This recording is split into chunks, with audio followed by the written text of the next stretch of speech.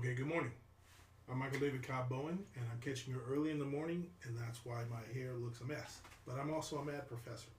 I want to talk to you today about a kind of transformation that everybody's afraid about, but I think I understand some fundamental truths about. And we're going to go through this in a metaphor of a castle.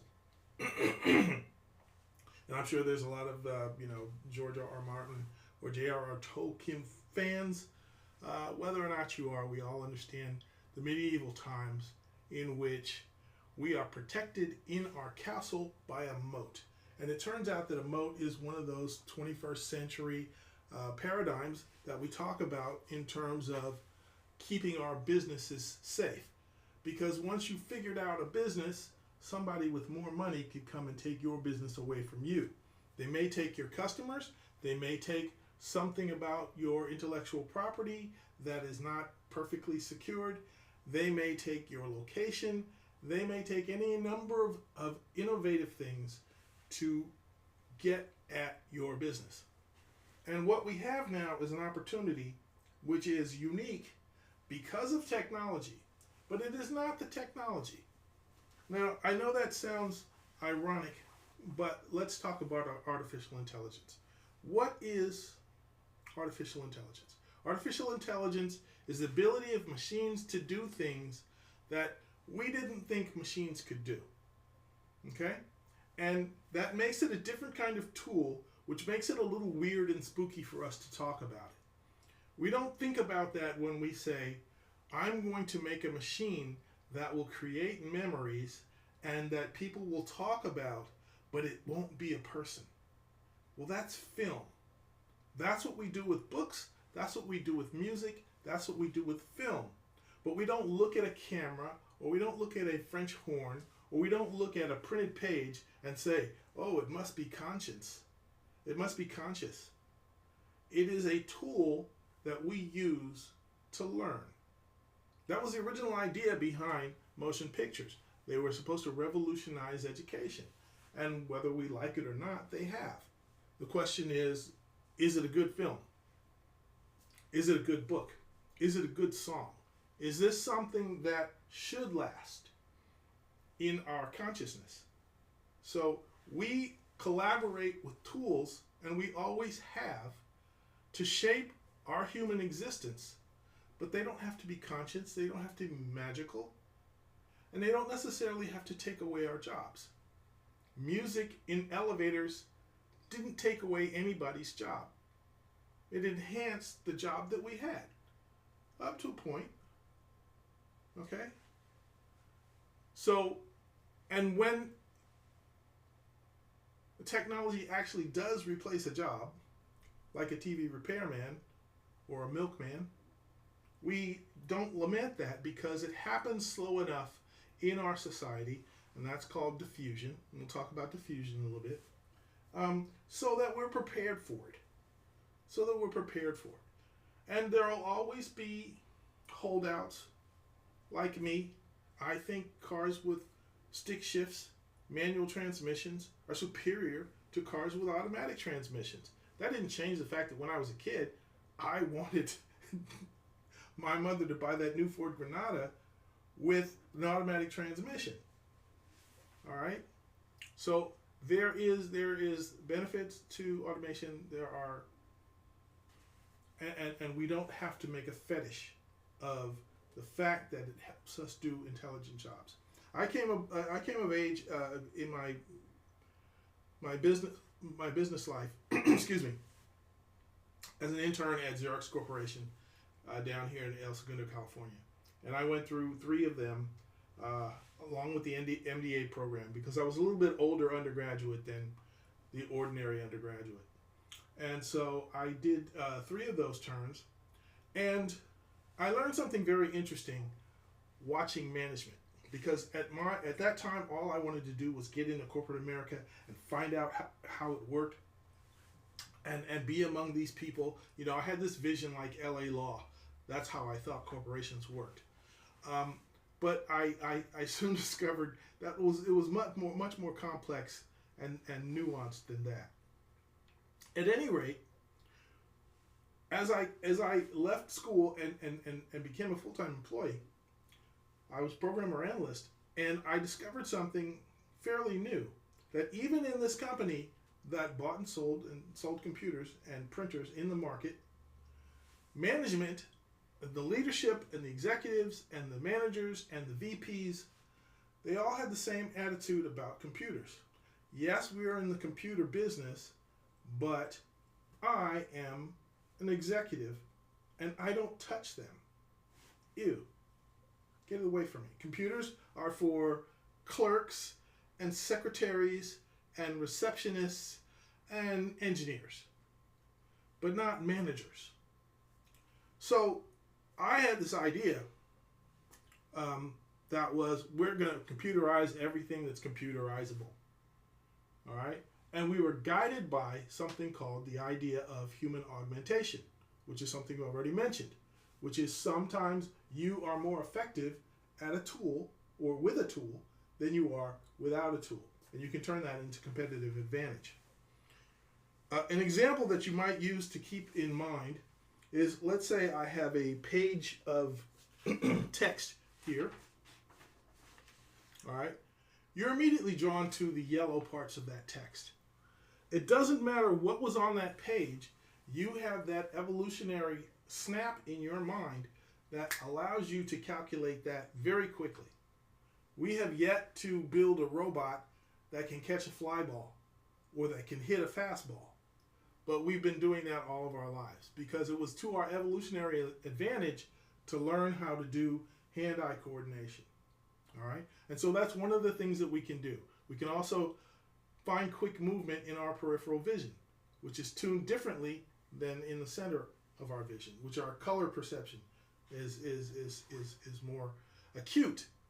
But our peripheral vision is black and white, quite frankly. So there are always things that humans are going to do better than computers. And thankfully, that will be making babies. And that's one of the most joyful of human activities.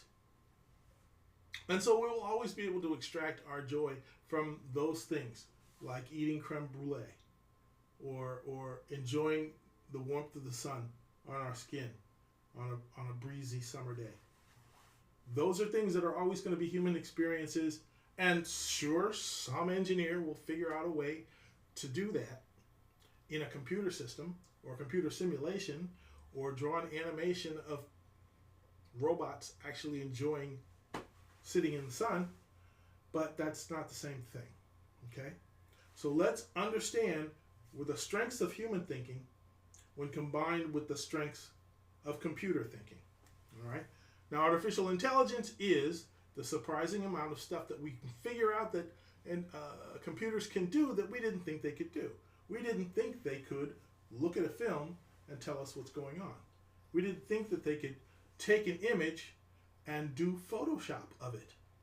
And Photoshop hasn't existed for all of our lives, for some of our lives, for sure.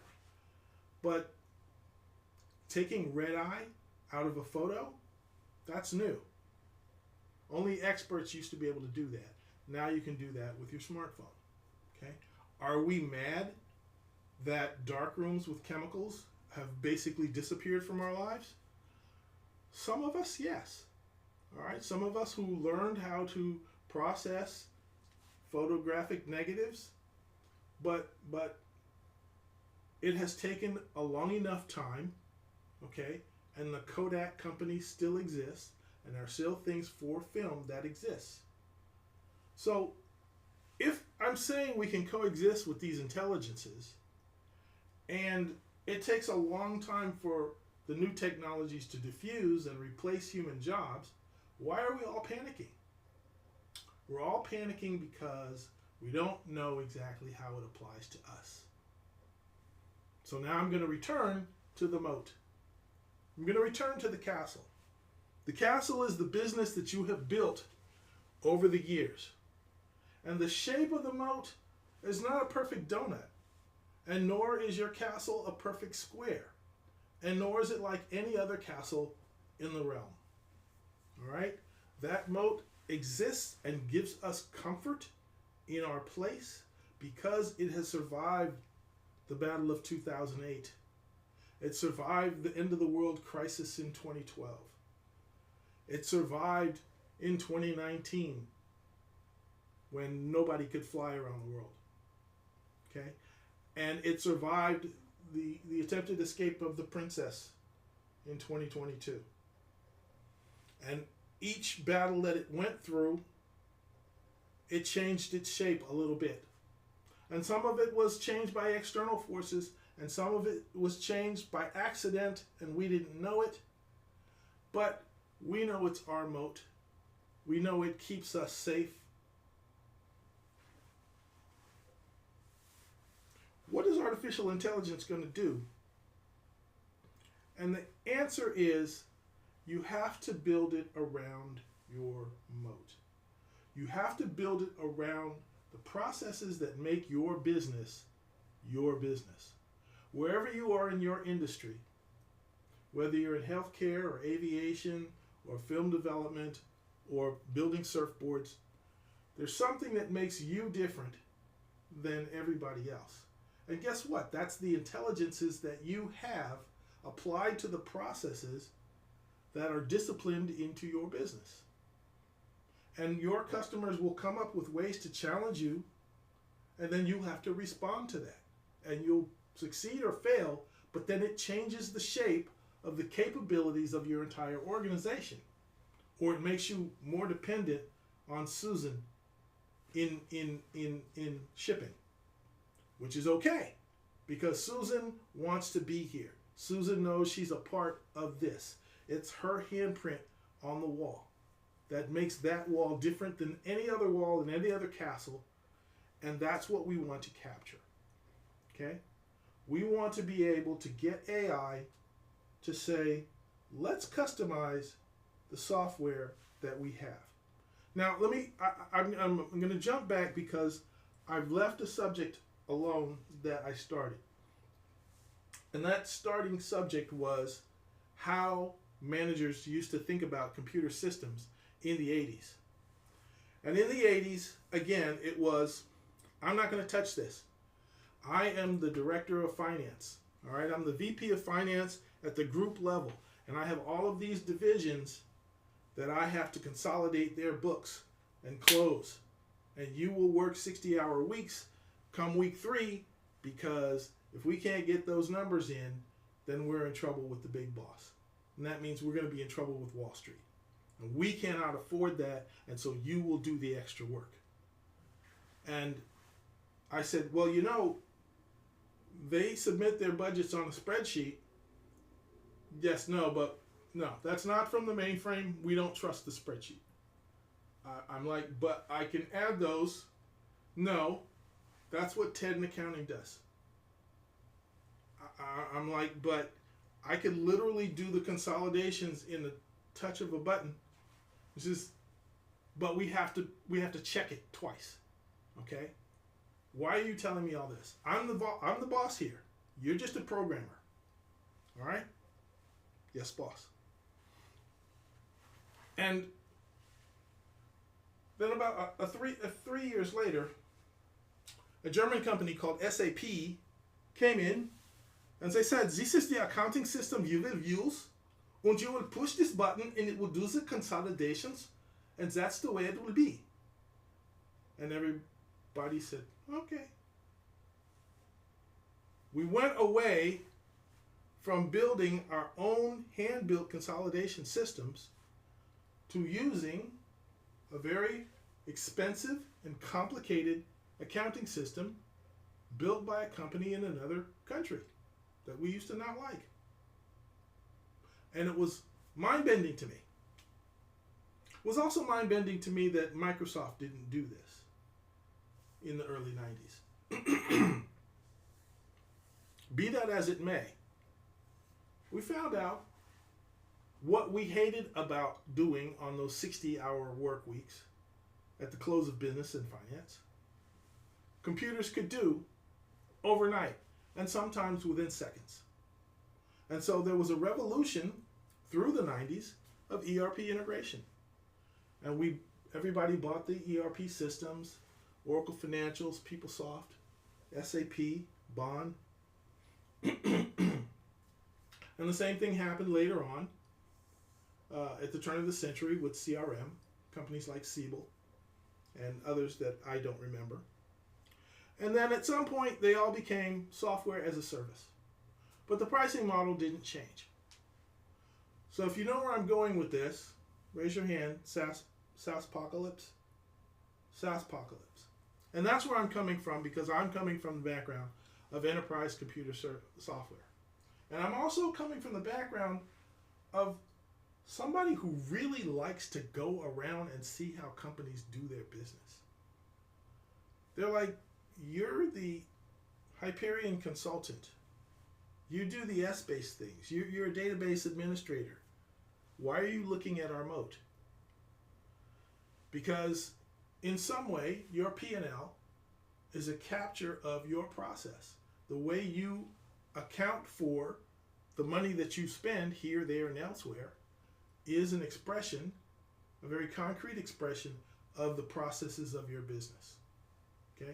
So when I get into the deep parts of corporate finance and accounting, those things become evident.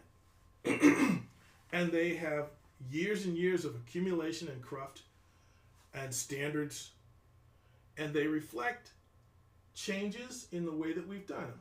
There have been internal changes and there have been external changes. For example, there's been SOX compliance. Okay? Anybody who's had to deal with SOX compliance has had to say, oh, we have to mean those departments when we mean departments. A department can't be just a person. Or we can't make this expense be an expense when it's used with that department and a revenue when it's used with that department. Okay? Those things make sense to mathematicians and computer scientists, but there were a way that business management could figure a way to make it make sense for your business.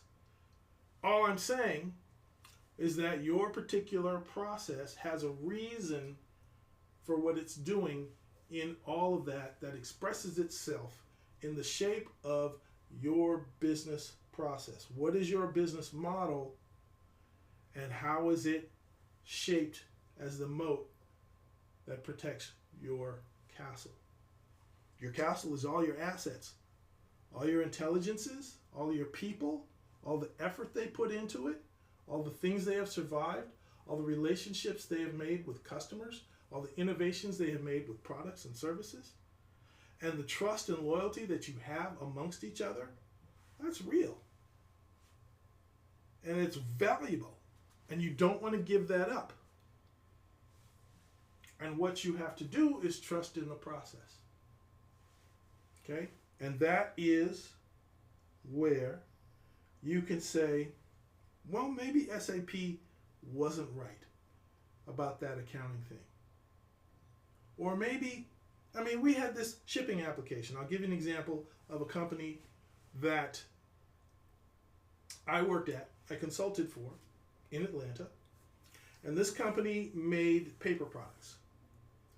And it was very technology poor, but it was very spreadsheet sharp, which means the owner and the son of the owner of the company was a senior vice president, and this spreadsheet wizard, she was the spreadsheet goddess, could, in a day or two, calculate the effects of any policy change for their whole business.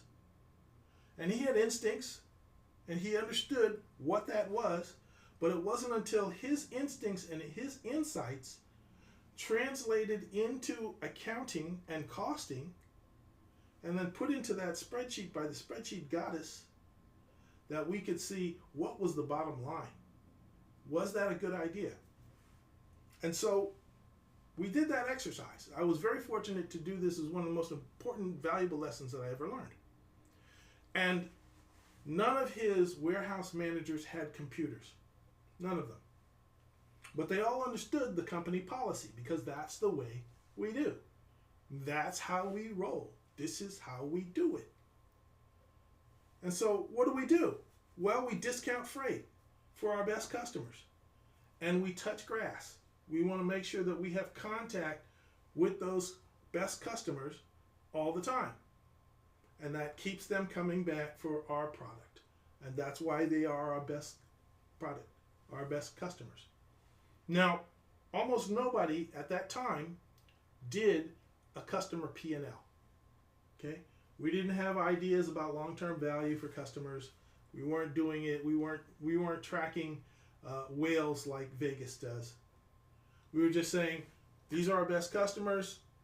We'll give them a discount if they buy in bulk, because we knew that made our recurring revenue very good. Okay? And just being friendly, we said, we'll discount your freight 15%. And so one day, the boss says, I think we've been discounting freight on our biggest customers, but sending out trucks that aren't actually full. So he calls one of his warehouse managers. He says, who's your best customer? He says, of course you know who our best customer is. And how often do you go out to see him? Once or twice a week. Every week? Oh yeah, for sure. And how many pallets of our product do you load up on your truck? 3 or 4. And are those the big trucks? No, they're the small trucks. And how many pallets can you put on a small truck? Well, we could easily put 12 pallets on the small trucks. So you're sending the trucks out 2-3 times a week, and you're discounting freight.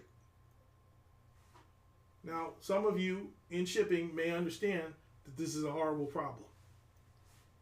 But we calculated that afternoon, with the assistance of the boss and the spreadsheet goddess, that was $1 million per year problem of discounting freight on half empty trucks. Because every time you have to do the mileage and you have to pay for the gas. So you could cut those costs a whole lot. But he says, how can I communicate that to everybody and incent them and change our payroll, because I can't get computers out to all of those guys. If I could get computers out to all those guys, then they could see it. So he had to initiate a different kind of discipline, which was a change of the way the rules worked, but the individual contributors couldn't see the value of that, okay? Because it's hard for them to do the math in their heads where the computer does it like that. And you can show it graphically like that, all right? So he would have had to bought, I don't know how many computers, and the problem was networks, because this was before the days of Wi-Fi, of networking that many workstations, 50 warehouses. Very difficult challenge at that time. Not a challenge for any of us now. But the issue is, how do you change the moat? All right? If he had bought Oracle shipping software, whatever that was, and he had to do customer profitability, however we would calculate that, we would have to put those two metrics together so that we could find out how much to actually discount for which customers on which shipments, and make that into a clear thing that not only internally we could understand, but externally we could communicate to our customers. And that's a serious business problem which affects all of your logistics, but how do you express that? You can't just get a computer to do that. And that's where artificial intelligence comes in. It allows you to customize all of your compute processes. All right? Because we've bought SaaS, we've bought computer software as a service. It's a generic kind of thing. All right? So that when you call a customer service line, you will know exactly what you're going to hear. Your call is important to us. So let's sit on that. Let's marinate on that just for a moment. How could we do that if you were an airline? How many customer touch points do you have? How many logistical concerns do you have? Let's say you're in manufacturing. Okay? Where are all the places that are gaps in your software to understand the cognitive parts of your process and the intelligence of the people who are working in that process, to just do a little bit incrementally better. To let's say, let's just do a common sense thing here.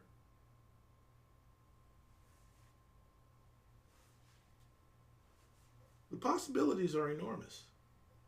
They're enormous. Because we haven't been able to use our imaginations on how we could improve all of our processes because we're kind of strangled in our own data jails. So I use the term data jail because that's what I've been doing a lot of my career, which is going through accounting systems and inventory systems and logistics systems and customer service systems and parts inventory systems and manufacturing supply chain systems, and saying, you have all these one-off systems from your specialty vendors, and none of them have OLAP. None of them have something that can calculate a 7-dimensional model and put it into a spreadsheet or a chart or a moving thing. Okay, so enterprise data warehousing, self-service BI, and OLAP, that's what I've been doing. Analytics, not so much machine learning, but I understand, let's say, keyword golf bag, if we want to get back to that. So how can we get the custom software that we want? Well, the obvious answer is to hire software engineers. It is an obvious answer, but we haven't done that. The shape of the computer industry is not that we all hire software engineers. The shape of the computer industry is that Silicon Valley hires software engineers. They put together a product they think they will sell in Kenosha, Wisconsin. Kenosha, Wisconsin doesn't hire software engineers. If you're an Oshkosh manufacturer of fire trucks, you may have some CAD there because you do that design, but you don't design your accounting software. You don't design your logistics and inventory software there. You don't hire those kinds of people. There are companies that exist, obviously, like TCS and Deloitte, that hire consultants, that hire software engineers, that build products on standardized platforms that you buy. Okay? So that's the supply chain that we're looking at now, which is, how come you have to go after all of these years through these specialty companies that don't really understand your castle or your people to just build them software that helps them do their own job? Why do I pay consultants to come in here? Why do I pay McKinsey to come in here? Why do I pay Bain to come in here and understand my business? I have to hit them to sign NDAs and intellectual property things to say they won't tell my competitors. You know, I've had talks with Safeway and Vons and HEB and the ones up north, I forget. They didn't want to do any business on Amazon. So they said, Amazon is a competitor. They'll sneak into my software and figure out what I do. That's not the case. You can securely prove that, and it would give Amazon in a world of trouble. That didn't change people's proprietary nature. But it's very difficult to hire software engineers if you're not a software engineering company. Well, guess what? The AI revolution, among other things it means, is you don't have to be a software engineering company, because writing code is something these intelligences know how to do. And that is a natural evolution of what we do in computer science, because nobody writes assembler much anymore. If you're a hacker, if you're in deep security, yeah, you would. But we expect assemblers to be done by software. We expect compilers to be done in software. We don't compile our own code. All right? We don't do bytecode translations of our own code. We use the JVM. Okay? So software does a damn good job of writing software, just not at the high abstract level. So how do we capture that high abstract level and turn it into good code? Well, that's an art and a science, but it's becoming more accessible to you and more composable to your moat. All right? So what you want to be able to do in the business capacity here is figure out how fast and how broad you can make your moat. Okay? And I slow down at these points because this is where my knowledge ends.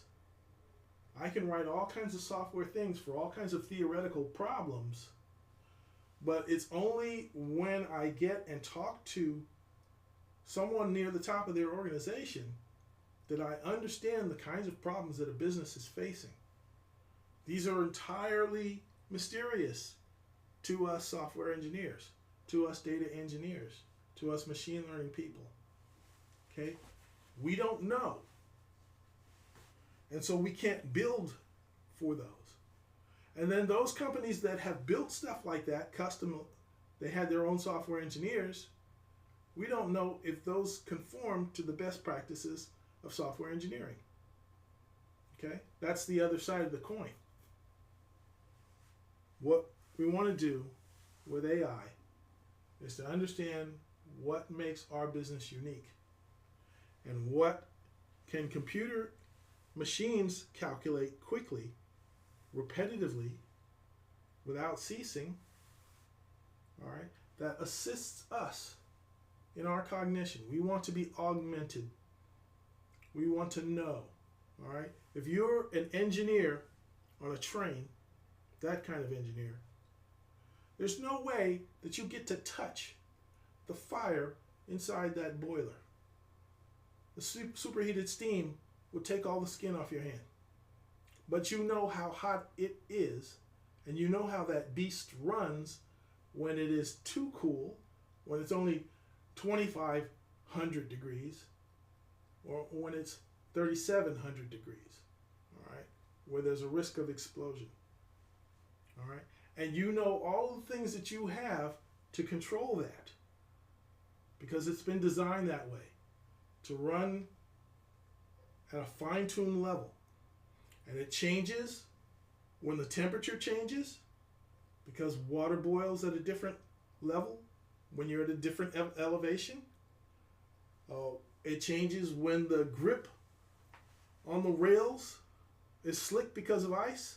You have to pour sand on it. It changes when the outside axles are on a long bend and they have to go a little bit faster than the inside axles. And there's a lot of balances and things that you have to keep in mind. Okay?